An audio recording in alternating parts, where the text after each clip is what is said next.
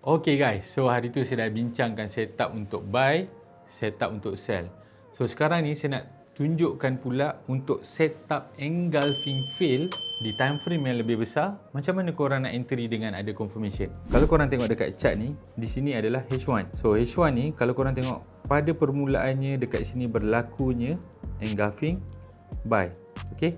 So kalau korang panjang sikit kotak ni, korang nampak ni ada berlakunya breakout. So bila berlakunya breakout, so bila price pullback dekat dalam zone ni, kita nak tengok apa yang dia buat dekat dalam ni. So apa yang kita boleh tunggu adalah kita cari at least ada engulfing sell ataupun EF sell. So dekat H1 ni kita boleh tengok dekat M5 ataupun M15 terpulang dekat korang. Di M15 ni kita ada EG sell.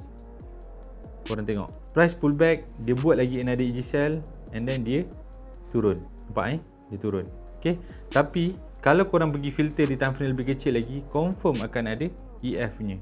Dekat sini korang tengok ada EF sell.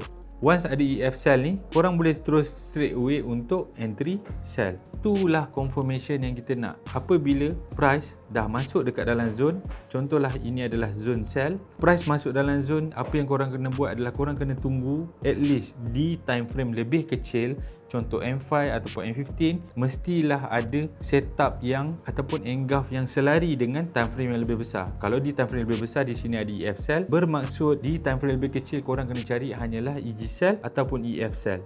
Alright, itu je saya nak sharekan tentang engulfing fail punya setup. So kalau korang ada benda yang korang rasa korang tak faham, korang komen kat bawah ni, saya akan buat video khas untuk korang. Korang komen, okay? Alright guys, bye.